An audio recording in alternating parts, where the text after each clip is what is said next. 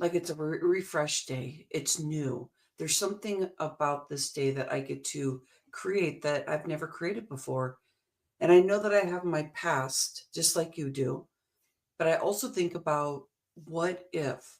What if I let go of the past, feel the essence of me to be able to get to a stronger connection with myself, a stronger connection with everybody that I'm around, my relationships, a stronger connection with money, my path that I'm on, mm, love in itself. If we have love in our life, which is bringing ourselves up to the safety pillar, and the love you is the third step of the 5 steps to the safety pillar. And we're really building in the Rhonda Lou Moxy spacer when we come in here every Monday, creating this energy is that we're working on freedom, safety, and healing for everything that we do. Now, think about this. And this is what we're going to talk about in the show today.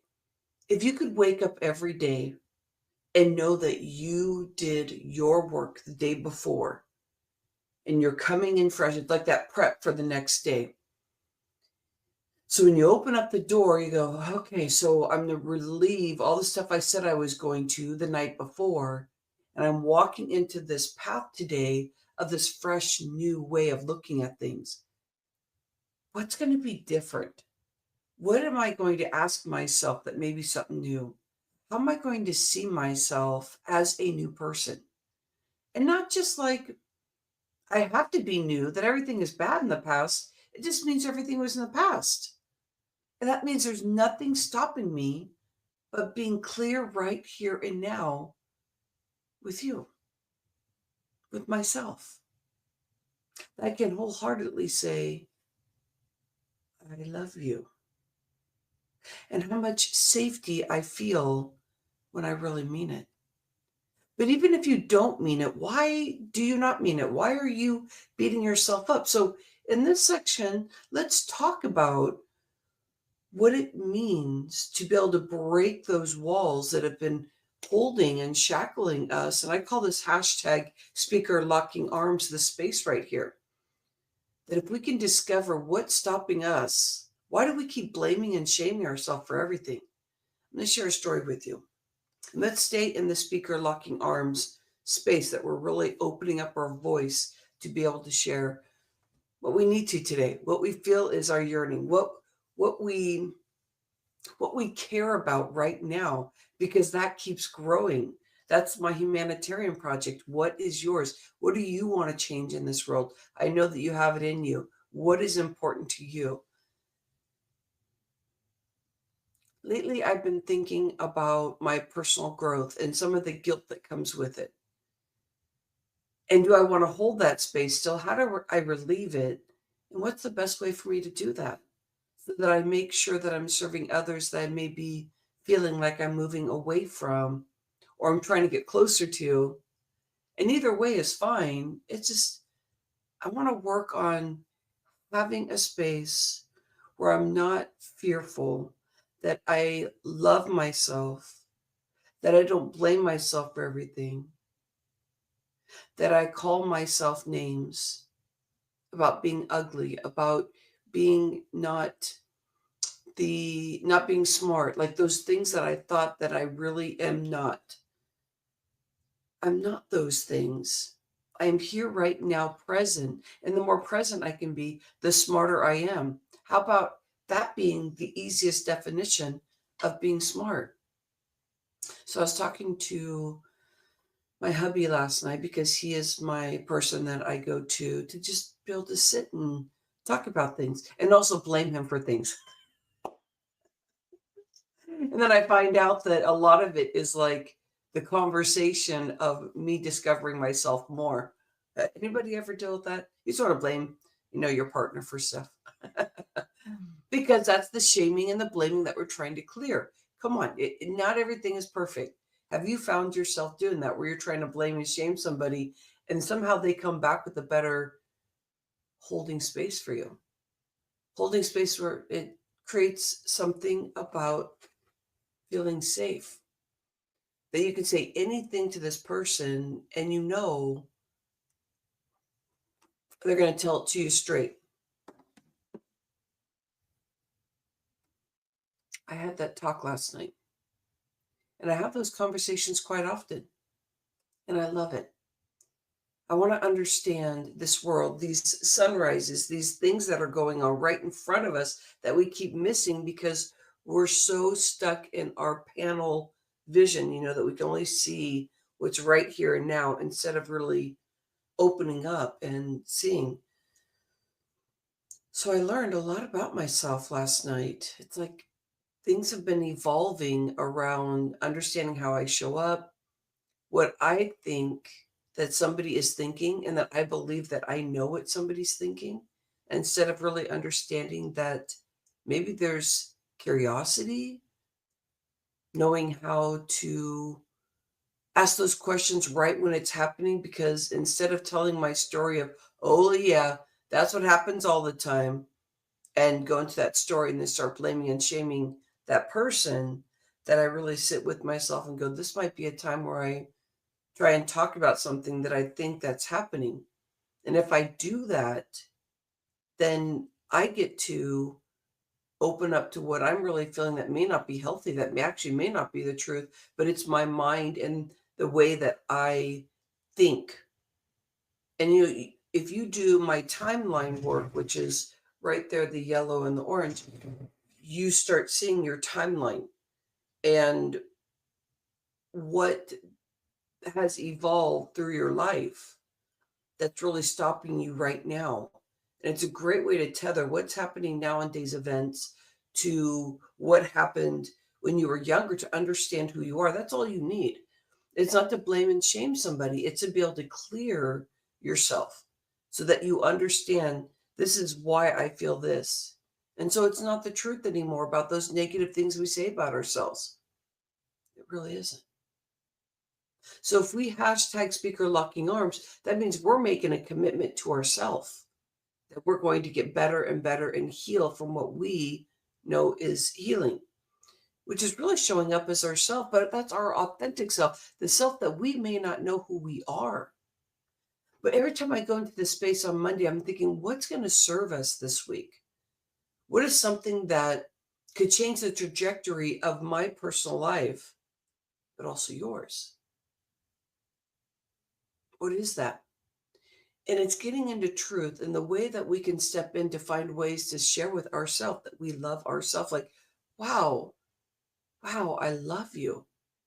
And I do that during the sunrise time, or it's under the stars because maybe it's just really dark still out when I'm out there. But it's always lovely to start discovering new things, new patterns, old patterns that are still sitting with me, that it's just time to say goodbye to them. And it's hard to say goodbye to your old patterns because we identify with our identity. But what if we say every day we have a new identity? And we utilize that word that we're creating an identity for the day, so we know that we're creating something. That's up to you to decide every day that you start that you're starting a new identity, because you feel calm as you go through this. It's not that you have to remember all the stuff in the past, you just let it go. And your being becomes more real, more obvious that there's something interesting going on. It's not, oh, poor me, or this is always happens, but it's a curiosity. The more curious that you can get about your journey, no matter if you're 80, no matter if you're 15 and listening to this, we all have our own journeys, but we keep missing the point, is that we want to be the best person we can be, not just know our patterns and act different and force our will into acting a certain way without understanding where all this comes from. Where does all this come from? Why am I being not so nice? Why am I showing up and afraid to be in a room? Why do I not know about myself and keep closing myself off to everybody else so I can just shelter myself? If you're one that shelters yourself, this is an interesting road to go down, because I have been in business for, I think, about 17 years now. and talk about having a home office and sheltering yourself. And then you discover that sheltering yourself was one of the worst things you could do, but you thought that it was a way to protect yourself and heal. But we don't learn if we're not with other humans. The interaction, the triggers that we get, what people say, the looks in their eyes when they really appreciate you. And you realize you're a really good person, but you never knew that because you're sheltering yourself and you're thinking about all the things that you are not, or that everything you want to change. And it's okay if you know all that, but the strategies around it is connection.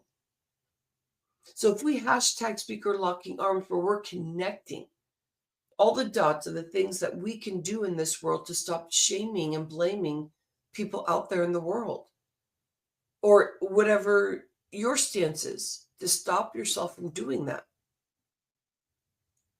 So if we go into learning about love you, this is the last part right here. How do we get in and tell ourselves that we love ourselves? The point of that allows you to hold the space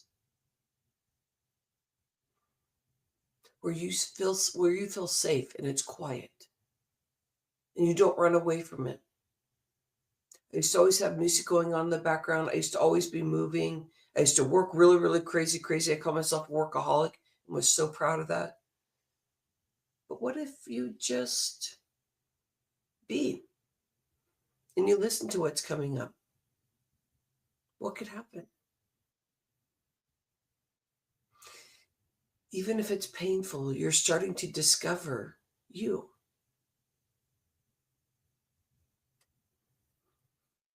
And that means I love you, which is what the hand is saying there is just that. Remember, we all have past things that have occurred for us. And it's okay. When is it your time to move forward? Have those conversations, not about poor me and, oh my God, this happened, but the realization of what you're working with and how you're clearing that and how you're getting better at communicating with yourself, at communicating with others. Communication is a very difficult thing to do. I have this thing, it's called the 7 ways to communicate. And a lot of it has to do with all the dynamics around your energy and how you present yourself, to being able to say things that are very precise. But you've got to understand yourself to know how to disseminate the words in your head to how you want to express it going out. It's massively powerful. So tell me what you think about that. I'd love to hear. What do you feel about the words I love you when it's coming towards you?